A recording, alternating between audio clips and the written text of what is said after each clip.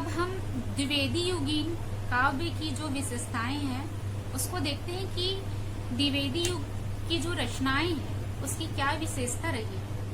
तो उसमें है राष्ट्रीयता की भावना। इस युग में जो भी कविताएं लिखी उसमें देश प्रेम की भावना कूट कूट के भरी हुई, जिसमें देश प्रेम, अतीत गौरव, स्वदेशाभिमान की अभिव्यक्ति हुई। क्योंकि किसी भी देश के लिए, चाहे वो हमारी लेखन की जो शैली होती, चाहे वो गद्य हो चाहे वो पद्य हो, लेकिन अगर उसमें देश प्रेम की भावना ना हो तो वो अछूती है। जैसे आपने माखनलाल चतुर्वेदी की कविता बचपन में ही सुनी है, मुझे तोड़ लेना वन मान ली। इसमें भी देश प्रेम की भावना है। सुभद्रा कुमारी जो चौहान है, जिन्होंने लिखा है खूब लड़ी मर्दानी हो तो झांसी वाली रानी है। इसी प्रकार की देश प्रेम की भावनाओं से लिखी गई कविता इस युग में बहुत ज्यादा लिखी गई। दूसरा है विद्यार्थियों इतिवृत्तात्मकता। अब आप कहेंगे कि मैडम ये इतिवृत्तात्मकता कौन सी बला का नाम है? इसका अर्थ होता है कि भूतकाल की जो घटनाएं उसका काल क्रमानुसार लिखा जाना, या तो वो उसका विवरण भी हो सकता है या उसका इतिहास भी हो सकता है। दूसरे अर्थों में हम कह सकते हैं कि जो ऐतिहासिक बातें हैं उसको किस्से और कहानियों आदि के रूप में जो वर्णन करते हैं या व्याख्या होते हैं उसे भी हम इतिवृत्तात्मकता कह सकते हैं। इसमें प्रबंध रचना की प्रवृत्ति हुई।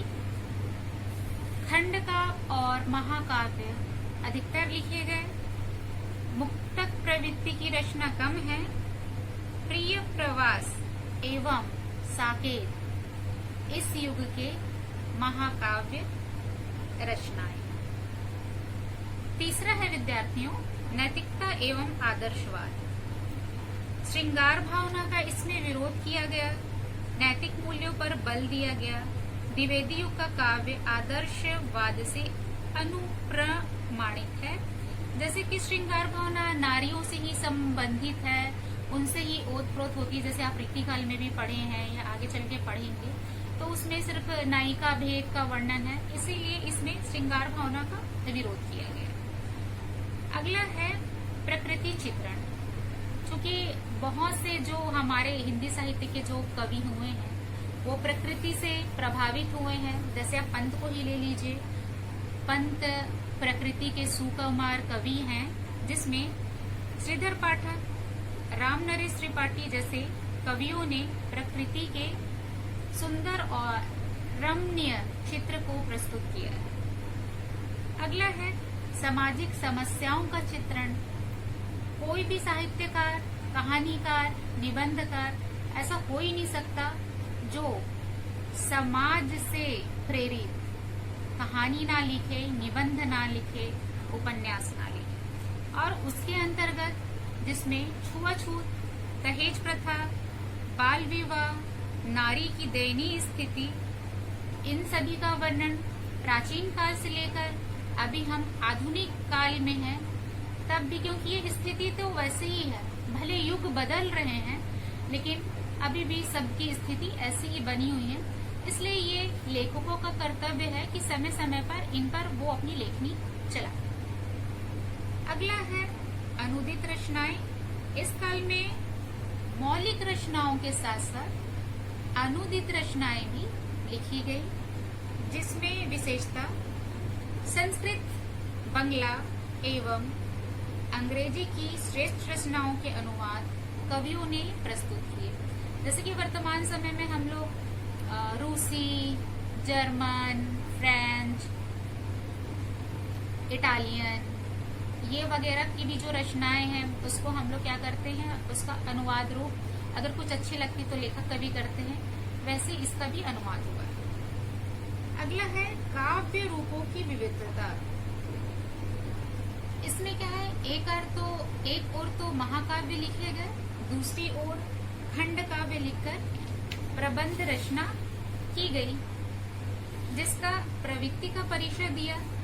मुक्तकों का प्रारंभ भी इसी काल में हुआ। अगला है काव्य भाषा के रूप में खड़ी बोली का प्रयोग। द्विवेदी युग में खड़ी बोली का प्रयोग ब्रज भाषा के स्थान पर काव्य भाषा के रूप में किया। अगला है छंदों की विविधता।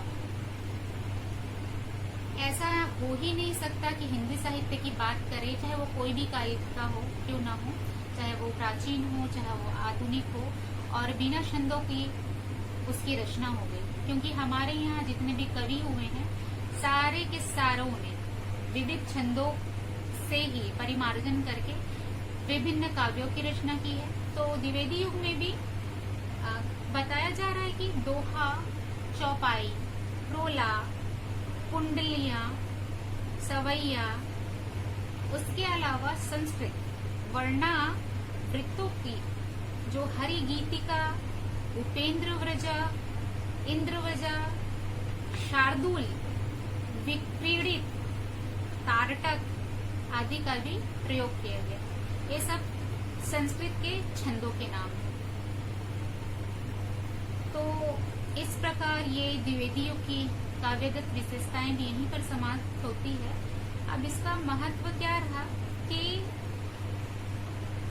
हिंदी कविता को प्राचीन रूढ़िवादिता से पृथक करने के लिए इस युग के कवियों का विशेष योगदान है। भाषा के रूप में खड़ी बोली को प्रतिष्ठित किया गया और भाषा का परिष्कार कर उसे व्याकरण संबद्ध बनाया गया। तो विद्यार्थियों, इतना ही इस लेक्चर में, क्योंकि ये बहुत ही सरल आसान सा है, द्विवेदी युग में बहुत ज्यादा नहीं है, बस थोड़ा सा है। बस आपको जो हमारे साहित्यकार हैं उनकी रचनाएं, उनकी कविताओं पर ही विशेष ध्यान देना है। और आपको उम्मीद करती हूँ कि ये वीडियो लेक्चर पसंद आया होगा। तो इस वीडियो में इतना ही। धन्यवाद।